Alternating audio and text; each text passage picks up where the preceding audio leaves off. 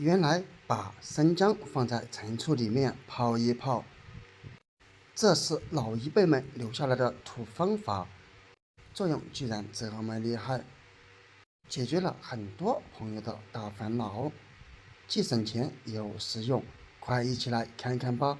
大家好，这里是鹏鹏美食坊。生姜它是我们厨房中一种非常常见的调味品，同时兼具辣味和辛辣味两种气味，并且生姜也具有一定的药用价值。这一点我相信很多朋友都听说过，甚至于都试过。比如说平时你熬的姜汤就是利用的这个作用，因为它的主要成分包括姜辣素、姜酮、姜烯酚等活性物质，同时也含有葵花油、氨基酸、多糖、维生素以及矿物质等等。而今天这一块生姜并不是当做调味品使用，也并不是拿来煮姜汤。试试它的这种做法吧。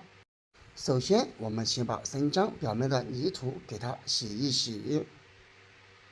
生姜表面有泥土，说明这个生姜它相对比较新鲜，并且上面有泥土，保存时间也会相对比较长。如果你买回来的生姜上面没有泥土，那么放不了多久就会变得干瘪，这样就会导致生姜的成分大大流失。洗生姜的同时，用勺子把生姜皮刮一刮，因为生姜表面它这些发扁的东西属于生姜的根茎，而拔掉过后，它就会留下筋痕，因此我们尽量给它刮掉哦。因为刮下来的这些筋痕表皮，它不仅仅会影响口感，而且没有任何的价值。直到用这个方法将整块生姜都刮一刮，现在基本上已经处理的差不多，再把表面冲干净就可以了。来看一看，现在的生姜是不是已经非常干净了？当然，像这些缝隙当中，也可以用勺子给它刮一下，因为里面可能藏有泥土。处理好以后，我们再来看一看，现在这块生姜是不是已经变得特别的干净了？接下来开始切生姜，这里我们把它切成生姜片，切的时候尽量切的薄一些，这样有利于生姜当中的成分释放的更加充分，也有利于生姜片吸收到其他更多的成分。像每一片都切成这样就可以了，看一看是不是特别的薄。接下来准备一个碗或者其他容器都是可以的，当然我们需要将里面的水分给它擦拭干净。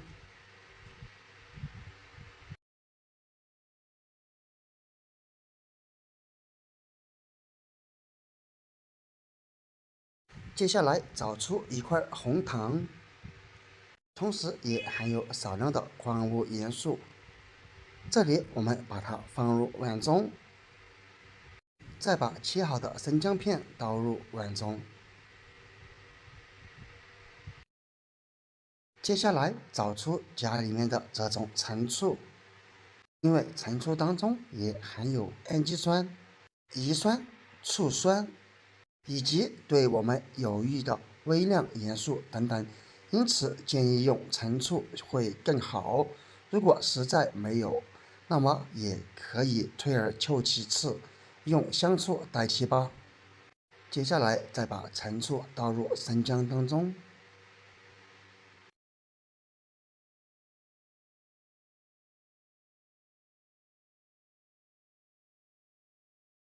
直到陈醋把生姜淹没，大约没过1公分以上就可以了。稍微用筷子搅一搅，把粘在一起的生姜片给它搅散开，这样有利于每一片生姜都吸收到足够的陈醋汁。朋友们，视频都已经看到这里了，制作视频不易，请用你发财的手给我点一个小红心吧，因为你的每一个点赞都是我前进的最大动力。最后只需要用保鲜膜给它包裹起来，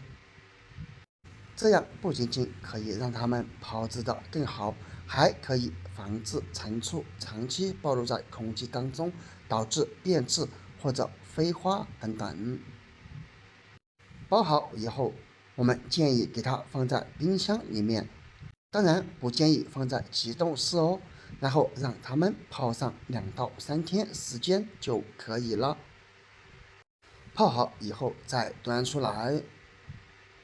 揭开保鲜膜，你会闻到特别浓郁的醋酸味道以及生姜的味道。而这样泡出来的生姜，我们要怎样吃呢？其实很简单，每天吃上5、6片。当然也可以在早晨搭配稀饭、馒头之类的来吃，并且吃起来口感也相对比较不错的，甜甜的、辣辣的，还酸酸的。没错，就是因为生姜偏辣，而陈醋偏酸，又加了红糖偏甜，这3种混合在一起，就形成了这种口味。我们也可以看见，每一片生姜里面已经吸收到了足够的陈醋以及红糖的味道，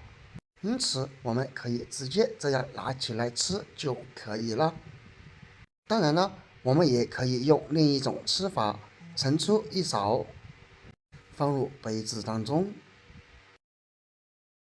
可以再多盛一勺陈醋，然后再用水冲泡就可以了。当然，这里建议使用温开水，这样冲泡起来就可以立马喝。朋友们，不要小看陈醋泡生姜这种做法和食材都非常的简单，但是它的作用却一点都不简单。坚持这样吃一段时间，会给你带来大大的惊喜和不同的发现哦。因为这可是老一辈们留下来的土方法，我相信有很多老一辈的朋友都试过这种吃法，那么你肯定知道它的作用，可以分享出来哦。而像现在有很多年轻人并没有试过这种方法，甚至也没有听说过，那么你可以试一试吧。好了，本期视频就分享到这里了，拜拜。